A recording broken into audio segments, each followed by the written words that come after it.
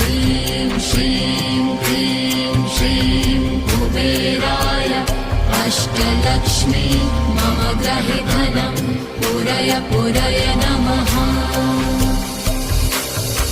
ॐ ह्रीं श्रीं क्रीं श्रीं कुबेराय अष्टलक्ष्मी मम गृहे धनं पुरय पुरय नमः।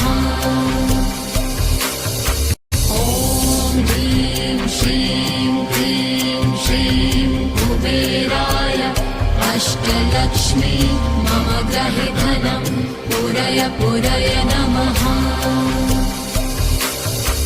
ॐ ह्रीं श्रीं क्रीं श्रीं कुबेराय अष्टलक्ष्मी मम गृहे धनं पुरय पुरय नमः।